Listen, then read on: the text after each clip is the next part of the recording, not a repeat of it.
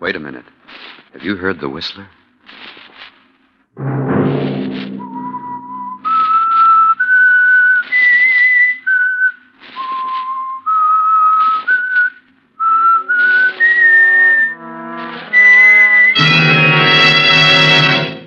I'm the whistler.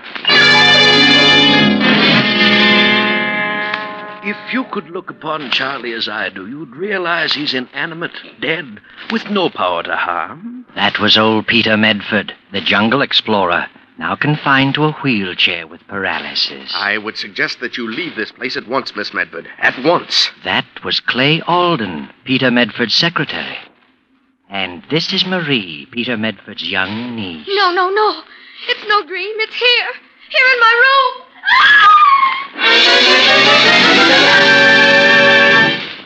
Saturday night, and CBS presents another in the new mystery series, The Whistler.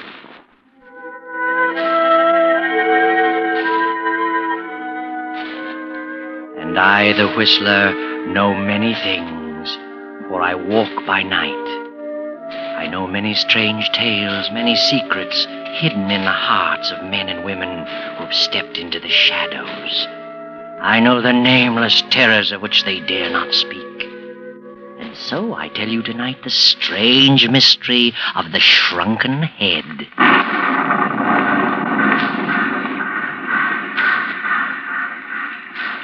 In the quickening darkness of a stormy fall evening, a young girl paces the deserted platform of a small suburban railroad station.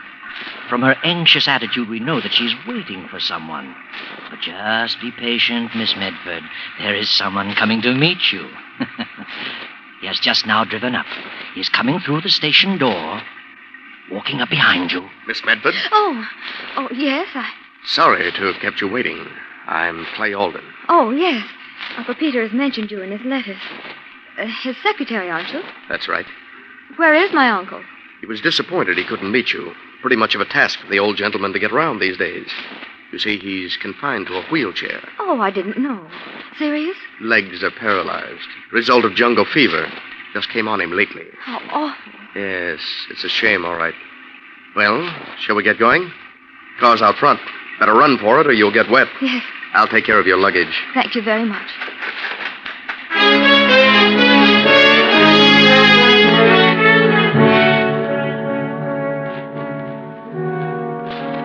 Rather a disappointing reception, Marie Medford, wouldn't you think? You have come over 2,000 miles all by yourself just to see the only living relative you have in the world. And then you are met by a stranger. The car turns up the tree-lined driveway. This, Marie, is what is known in this countryside as Medford Manor. Yes, Medford Manor. It's all that the name implies, a gloomy pile of a structure, even made gloomier by the blackness of the night and the driving rain. Oh, someone has heard the car approach. The door is open. It's the butler, Victor. Well, Marie, are you going in? What a pity you don't know what I do. You'd never cross that threshold if you did. Too late now. Your luggage is being brought in. The young man and the butler stand beside you. The door closes. Victor? Yes? Take Miss Medford's luggage upstairs to the south corner bedroom. The south corner bedroom, sir? Certainly. Why not? Very good, sir. Any further instructions? No. Oh, has Mr. Medford retired yet? Not yet, sir. He's in his study. I just gave him his warm milk. He may have dozed off, sir. All right. Thank you, Victor. Yes, sir. Thank you, sir. Would you care to follow Victor to your room, Miss Medford? I'd like to see my uncle now, if I could, please. Very well. Come this way. Here we are. I'll speak to him. Wait here, please. Well, Marie, how do you like it? You get a feeling of something not as it should be? Strange fellow, this Clay. And the butler, too. Look about you. What a depressing house. Huge and cold and unfriendly. Oh, not at all as you'd imagined it. Is it, Marie? Your uncle will see you now. Thank you. Marie, my dear child, come in, come in, come in. Uncle. Well, my poor child, take off those wet things at once. Holden, what's the matter with you? My niece will catch her death. Help her off with those things. Sorry, Mr. Medford. Thank you. Bless my soul, pretty as a picture. You got a kiss for us? Of course. That's it. Now you sit down here beside me. Uncle. I'm sorry I couldn't meet you, my dear, but I'm afraid the ravages of old age and malaria have finally caught up with me. My one comfort is this wheelchair. Getting onto it, though, you should see me wheeling all over the house. The only thing that baffles me is the stairs.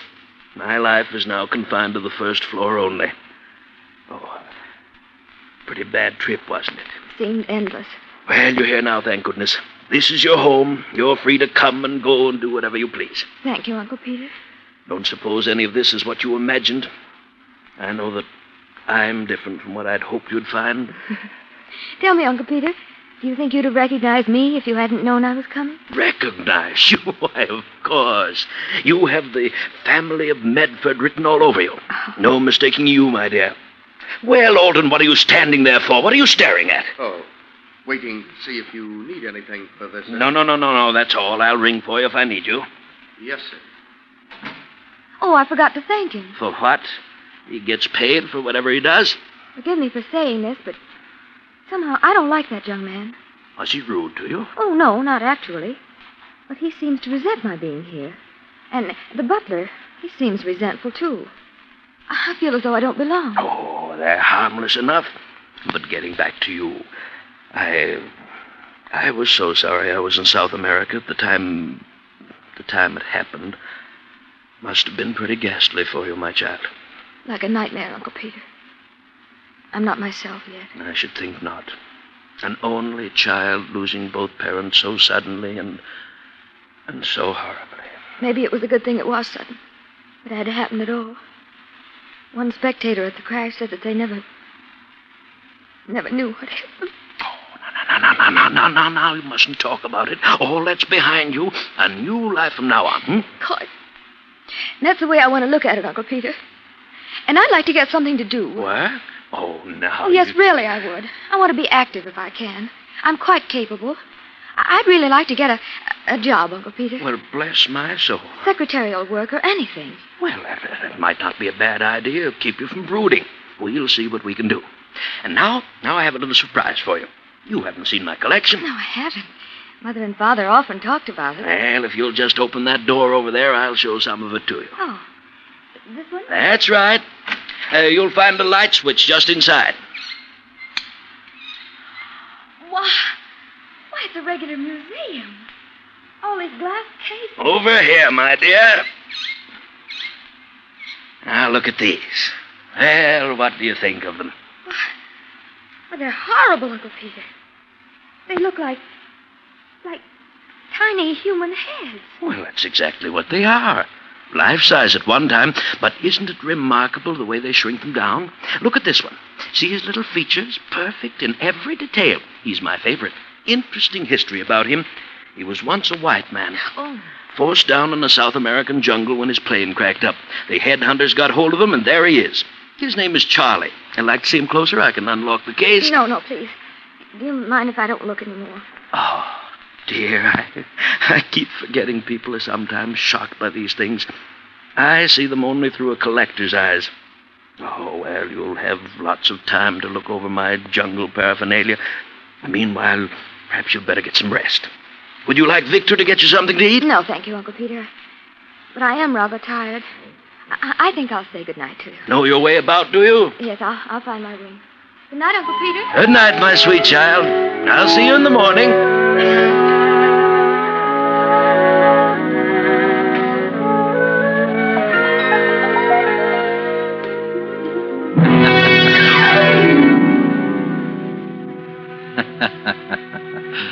Poor Marie. Know something? You're going to have dreams tonight. Unpleasant ones, too. Well, let's move the clock ahead and go to Marie's bedroom. It's a little after 3 in the morning. She's asleep now. The rain's still coming down. The wind moans outside. Hear it? Yes, Marie's asleep. Looks peaceful enough lying there in that big 4-poster bed. But suddenly she begins to toss. My name's Charlie. My name's Charlie. My name's Charlie. My name's Charlie. No. Uncle Peter! Oh, how foolish. Only a dream. But it seems so real. I'm sure I heard it whisper. My name's Charlie. Only the wind. Oh, I wish I hadn't seen that dreadful thing. Miss Medford, are you all right? Who's there? Clay Alden. Oh, yes, Mr. Alden. I just had a bad dream, that's all. I'm quite all right, thank you. Well, if you need anything, just ring. Yes, I will. Sorry I disturbed you. Not at all. Oh, I must get some sleep. Stop dreaming.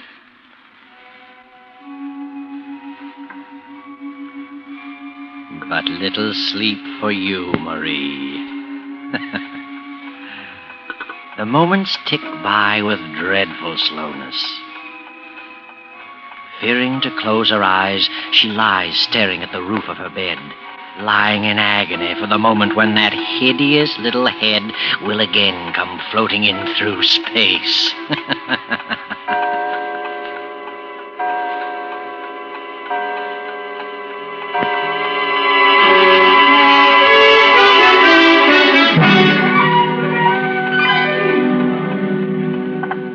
It is morning now. A dreary fog still hovers depressingly over the old house, a cold clamminess which only adds to Marie's sensation of uneasiness. In the dismal morning room, Victor is serving breakfast to Clay Alden and Marie. Shame you didn't rest well last night, Miss Medford. It's just the newness of everything. I'll get used to it, Victor. I hope you will, miss. Of course you will. Oh, and Mr. Alden, don't mention anything to my uncle about that silly dream I had last night. Oh, of course not. Did you have a bad night, miss? Yes. The daytime makes such a difference in things. Even you seem different, Mr. Alden. For the better, I trust. Oh, sorry. That wasn't very complimentary. Oh, here comes Uncle. Well, good morning, you two. Good morning, Mr. Medford. Morning, Uncle Peter. You look quite fit this morning, sir. Feeling splendidly. Had the best night's sleep in I don't know how long. And how are you feeling, my child? Quite well, thank you, Uncle. Oh, you remember our conversation of last evening? I mean, about you wanting to do something? Yes? I think I've got it for you. Friend of mine named Phineas Drake. Collects books. Just purchased a library complete. Wants someone to catalog it for him. Small pay, but not too difficult. Well, how does it sound? Oh, it sounds wonderful. It's just what I want. Splendid. I'll call him again after breakfast. Can you imagine such an ambitious young girl, Alden? Wants to work, and she's only worth a cool $1 million. Oh, not yet, I'm not, Uncle Peter. Well, whenever you become of age, or whatever it said in your father's will. I thought you knew what it said. I won't inherit my cool $1 million until I'm married. What was that, Miss Medford? You see? Right away you put notions into his head. She said she won't come into her inheritance until she marries. Why her father made that strange provision, I shall never know. But, Marie, you stay your distance from this young man. Oh, Uncle Peter, you're making him embarrassed. Can't an old man have his little joke? Anyway, with all the eligible young men you'll meet, poor Alden won't stand a chance. Oh, Peter, please. Oh, all right. Victor, where are my eggs? Right here, sir. Oh, yes, soft-boiled eggs. That's your diet. Tell me, my dear, did you find your room comfortable? Oh, yes, it's a lovely room. It's almost like a castle. Oh, I miss my old room, the one next to yours. I haven't been up there in over a month. One day soon I'll have Victor and Alden carry me up those stairs just to see if the place looks the same. Victor, serve my niece some more coffee. Yes, of course, sir.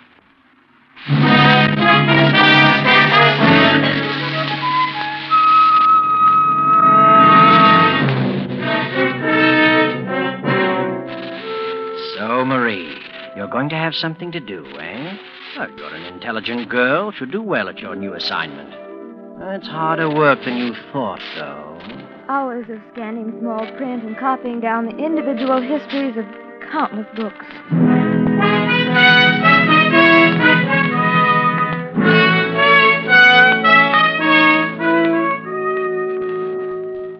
goes well for several weeks, and then early one afternoon, you return home, Marie, to find your uncle as usual in his study. Why are you so upset, Marie? Uncle Peter. Marie! Well, you're home early. You're not finished already? Finished as far as Mr. Phineas Drake is concerned. I can't understand it. I've done my work well. This afternoon, Mr. Drake came to me and said he had no further use for my services. What? Didn't explain why, just looked at me queerly and said he preferred someone else to finish the job. Well, that's strange. Oh, well, he's an old crank. Don't let this upset you. We'll find something else for you to do. No, don't you worry.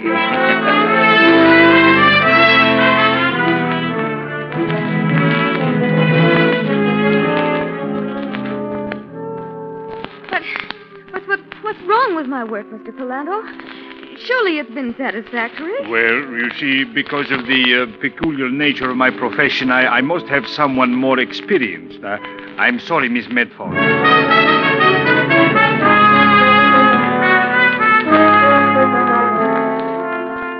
But I didn't, Professor Hanley. I did exactly as you instructed. What on earth is wrong? You'll excuse me, Miss Medford, but, your ability as an assistant has not come up to standard.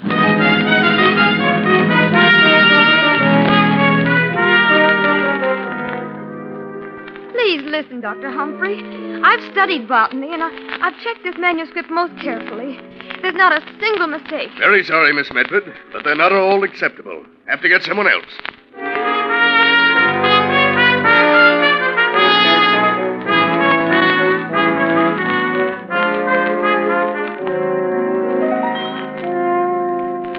Why, I just can't understand it, Uncle Peter. Is there something wrong with me? Well, I shall certainly call Dr. Humphrey right away. Oh, no, I'd rather you didn't. But it was only the other day he telephoned me and said what an efficient secretary he thought you were. Something wrong somewhere. You know, Marie, I think I'd give up this idea of wanting to work. I haven't mentioned it to you, but you're really not looking your best lately. Well, to tell the truth, Uncle, I haven't been sleeping well. I have the most frightening nightmares. In fact, it's the same dream every night. Well, that's odd. What's the dream about? Well, I keep seeing that little head. The one you said was called Charlie. Oh, dear, I suppose I made a mistake showing that to you on your first night. If you could only look upon Charlie as I do, you'd realize it is inanimate, dead, with no power at all to do you harm. You build up a phobia about that head. Now, the thing to do is to destroy that fear by facing it. You come along with me, my dear. You mean in there again? It's the only way. Now, come along. Oh, no, Uncle Peter. I know what I'm doing. Open that door, Marie. I'm going to make you realize how foolish you've been. Over here, my dear. Oh, I know you think I'm being cruel, but I know my psychology. Why, that's strange. What is it, Uncle Peter? Why, somebody's broken into this case. Ring for Victor and get Alden here at once. Is something missing? Somebody has deliberately taken that head.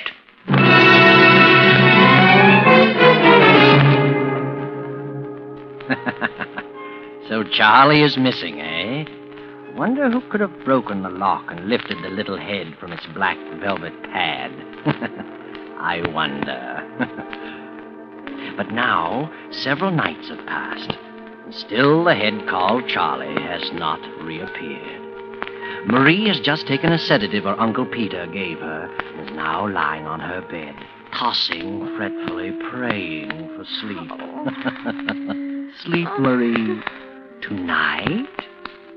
Oh, dear heaven. No dreams tonight. Let me get some sleep. My name's Charlie. No. My name's Charlie. No. My name's Charlie. No. Yes, Marie. Open your eyes and look at me. No. You're No. holding me in your hands, Marie. Uncle Peter! Uncle Peter! Uncle Peter! What's wrong, Miss Medford? Where's my uncle? He's downstairs asleep. Why, you're frightened out of your wits. Another of those dreams? It was no dream this time. The head. It's there in my room. What? It told me to open my eyes and look at it. And there it was in my hand. I was so frightened I threw it to the floor. Oh, I know dreams can seem terribly Oh, real, this but... was no dream, I tell you. It's there now in my room. When I threw it on the floor, it rolled to the foot of my bed. Oh, don't look at me as though I'm insane. Come look for yourself if you don't believe me. Just as you say. It's right here. I'll turn on this lamp here.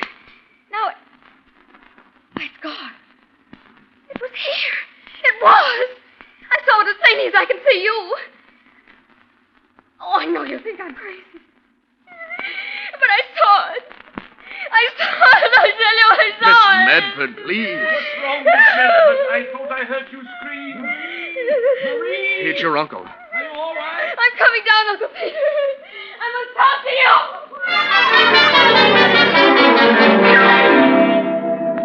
Now, you must get hold of yourself, my dear. Oh, you won't think I'm crazy.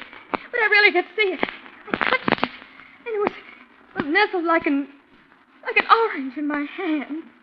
I woke up and threw it on the floor. And when Mr. Alden and I came back to the room, it was gone. Oh, you don't believe I actually saw it. Do you? Now, compose yourself, child. I want to ask you some questions. First of all, in this dream, do you hear a voice of any kind? Yes. A voice that whispers, "My name's Charlie," over and over. But tonight it said something different. Now, you needn't go on, my dear. I had hoped and prayed with all my heart that this wouldn't happen to you. But I'm afraid it has. What are you trying to tell me, Uncle Pete? You've heard me go on about the fine old Medford stock. Well, it so happens our branch isn't so fine. There's been something wrong with us. You mean insanity? Oh, but if there is insanity in the family, why haven't I heard of it before? Because, my dear, it's the Medford secret. Oh, Peter, I'm frightened. Whatever you do, Marie, you must not let go of yourself. But it's not easy being told you're mad. Uncle Peter, if I am afflicted, then all those people must have known. That's why they discharged me. But how did they know? What did I do that would give evidence? Perhaps you do things you're not aware of. Maybe I do. Seems the only logical answer. Oh, Uncle Pete, what's to become of me? Now, we'll work this out together, my dear child. No one will ever know. You can depend upon me. I won't leave you. From tonight on, I shall be taken upstairs, and I'll stay near you. Knowing that which afflicts us gives us a weapon with which to fight it. Just you rely upon me, my dear. Uncle Pete. Oh, Uncle Pete.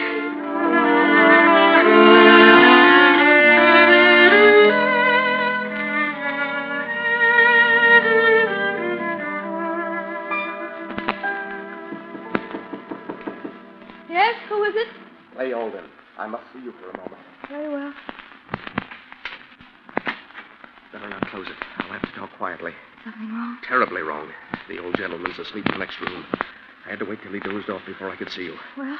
It's about the head. The head? The one he calls Charlie. It's back in its case. When did this happen? Sometime last night, I guess, after your nightmare. Yes, I'm convinced now that that's all it was. I am not so sure. What? When you threw Charlie to the floor, a piece of his ear broke off. I found it after you went downstairs. Here it is. It's Charlie's ear, all right. I checked it very carefully. Oh, no, this doesn't make sense. Did you ring for me, miss? No, Victor, no, I didn't ring. Oh, sorry, miss. Excuse me. Miss Medford, you're in grave danger. You've got to leave this house as quickly as you can and never come back. What's going on in here? Uncle. What was that I heard you telling my niece Clay? I said she should leave this house and never come back. All the impudence. Alden, explain yourself. I'll be glad to, sir. I think Miss Medford is in danger of losing her sanity as well as her life. What is all this poppycock? Are you trying to frighten my niece? Lord knows she's been through enough She's been through too much. If she weren't made of pretty stout stuff, she'd have been a gibbering idiot by this time. Alden, you're packing your things and leaving at once. Leaving? I'm afraid you're wrong, sir. I'm not leaving. Not yet. Maybe you're leaving. Well, Mr. Alden, what's the meaning of this? I'm sorry to break it to you this way, but I'm definitely convinced your uncle is a diabolical fiend. I can take so much and no more. Look here, Alden. If you know what's good for you, you'll leave here at once. At once, do you hear? You're pretty anxious to get rid of me, but it's too late. Miss Medford, you remember your father's will. You'd come into your money only if you married. Well, if you didn't marry, Uncle Peter would get the money.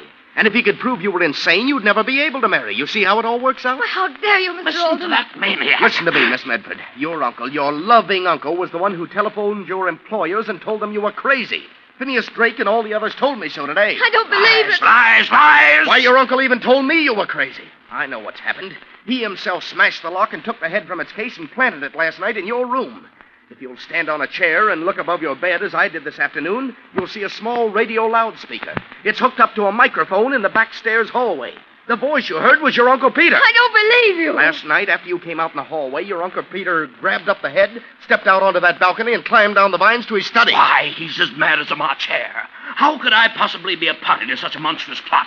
Why, I can't even walk. Look at this ear, a piece of Charlie's ear. I found it in Marie's room. That proves she wasn't dreaming, and it fits perfectly. I've tried it. Why, you... Give me that ear. Give it to me! Uncle Peter, you're walking. Give it to me! Look at him, Marie, standing unaided. Does that prove anything to you? Uncle Peter. Oh, and it's true. All right, it's true. I can walk. But you are insane, Marie. Insane. You'll never marry anyone, Marie. I'll see to that. Victor, grab him. Don't move, Mr. Medford. Easy now. Don't believe what Alden says. You're crazy, Marie. There's no escaping it. You'll have those dreams, and Charlie will visit you every night. You'll hear him saying, "My name's Charlie. My name's Charlie. My name's Charlie." Hold him, Victor. Got him, sir. I think you're the one who's crazy, Medford. Maybe that could be proved. Take your hands off of me. Take it easy now, Mr. Medford. Take it easy. There's nothing wrong with me. You know it. Is the car ready, Victor? Yes, it's ready. Come in, gentlemen. These are the officers. Then you'd better take him away. Yes, sir. Please come quietly, Mr. Medford. I'm not crazy. I'm not. Hello. You're lying on me. Lying. Lying. Do you hear? You're lying. I'm terribly sorry about this, Marie. Terribly sorry. But it's all for the best. How can it be for the best? But think what this means. He's my father's brother, and if he's insane, then it means that I might be too. Runs in the family. No, don't worry, Marie. Don't worry, you're safe. You're perfectly normal, I know. No? Yes. You see, he wasn't your real uncle. He was your father's foster brother. I found proof. So you see, you've nothing in the world to fear. How do you know that? Someday, Marie, I'll tell you all about it. Tomorrow, maybe. Why don't you tell her now, Clay? Tell her why you were working as Peter Medford's secretary. Because your father was Peter's partner, his partner. That your father was ruined in business by Peter and killed himself in disgrace. That you suspected him of having cheated your father. That you came to find the evidence and discovered in time Peter's diabolical plan to prevent Marie from ever marrying. Better tell her, Clay. I would.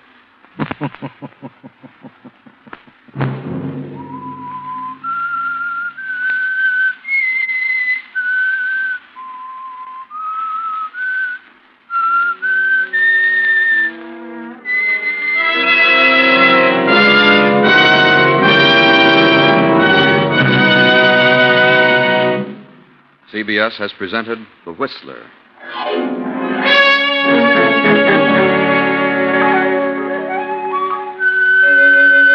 Original music for this production was composed and conducted by Wilbur Hatch. Tonight's Whistler story was written by Joseph Kearns, directed by J. Donald Wilson, and originated from Columbia Square in Hollywood. Next week, same time, I, the Whistler, will return to tell you the strange story of the cursed. Good night. this is the Columbia Broadcasting System.